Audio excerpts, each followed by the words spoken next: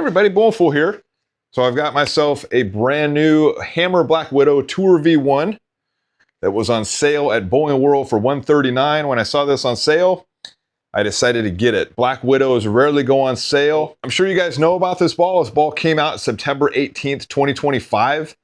And this was the first time that the Black Widow core has been altered for a tour edition. So I watched tons of reviews like I know you guys have. And I've heard nothing but positive things about this ball. Every single review I see online is like 5 stars. So with every single bowling ball that I get, we're gonna do the layout, we're gonna drill it up on my mill press, we're gonna take it down to the alley and roll a few games with it, and then I'll give you my initial opinion on this thing. I'm very excited to roll this thing. So we're gonna do the layout here. We're gonna do dual layout. We have my Pika dry pencil set. We're going to do 55 by 4 by 25. That is my favorite layout.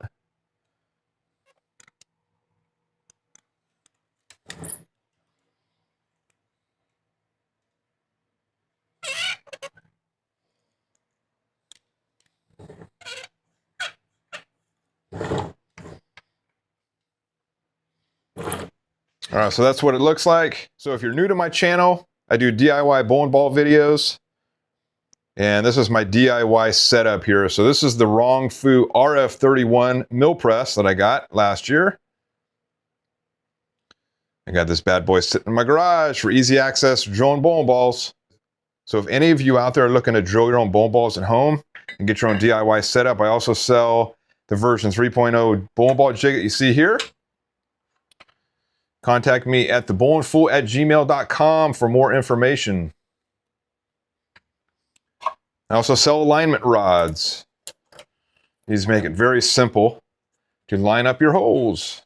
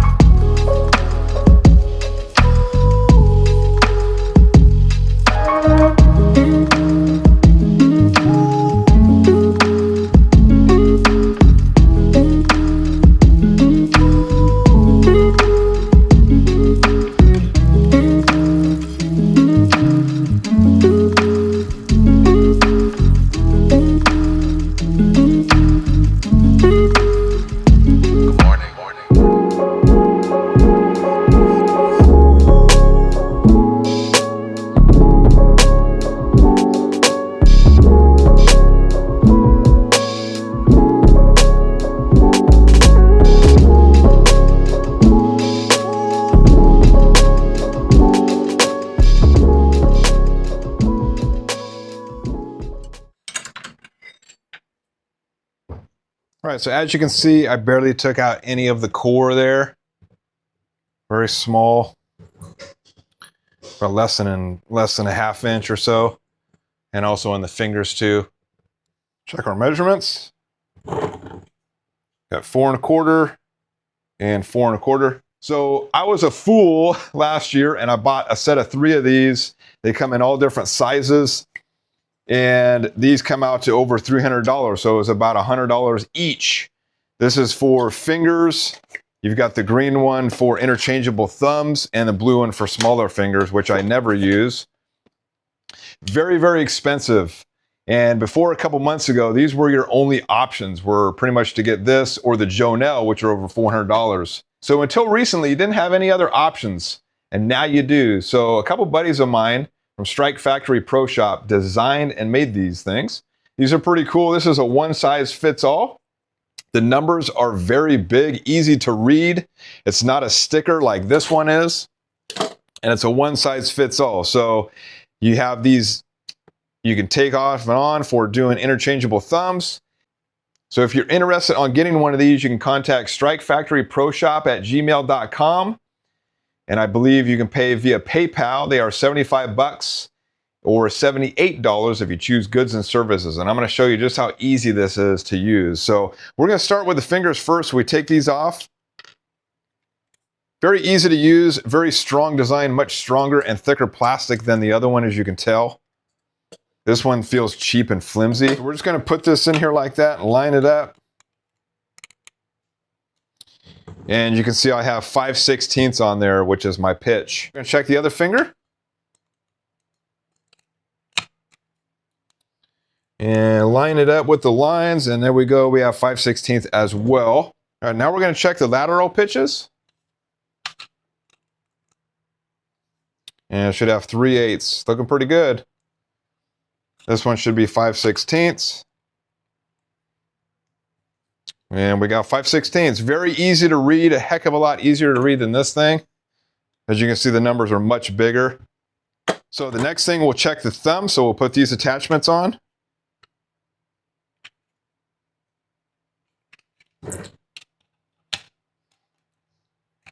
Line it up with your span line here. And I should have a quarter, and there's a quarter right there. Boom, boom, 1/8, perfect. So if you guys are looking for, in my opinion, a much better version of a pitch gauge for a heck of a lot less money, reach out to strikefactoryproshop@gmail.com and they'll set you up with one of these.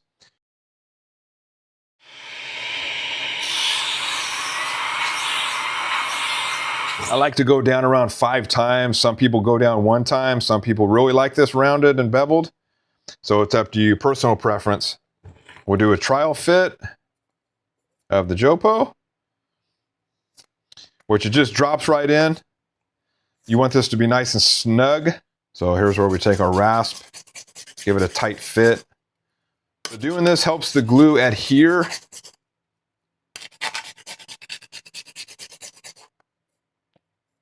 Boom. Nice and snug. That thing is not coming out. So we're just cleaning out the holes of any debris and making sure the holes are nice and clean. So this is my favorite glue that I use, Bob Smith Industries. Just put a little bit of glue just below the cover stock. Want to spread out the glue. All you do is line that line up with this line here. Boom, push it all the way down and let that sit for about 5 minutes to dry.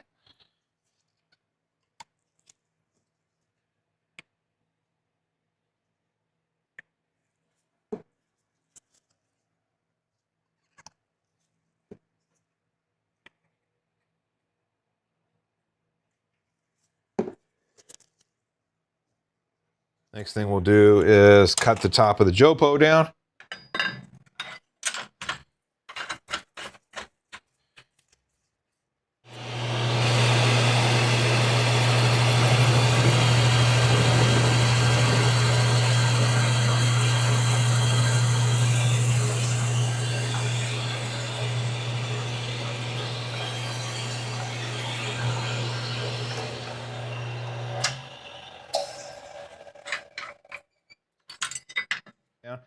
So I went down just a little bit too much, and it did that. It looks a lot worse than it actually is.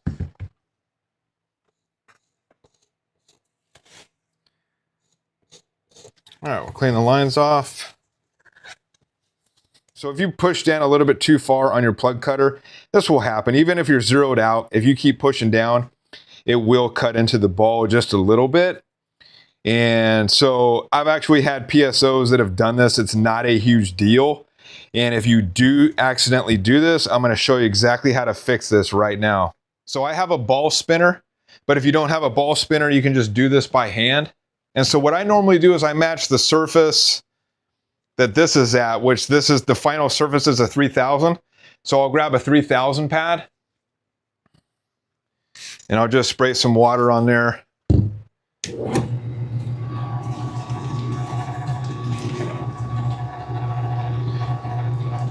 And just go over it for about 30 seconds to a minute.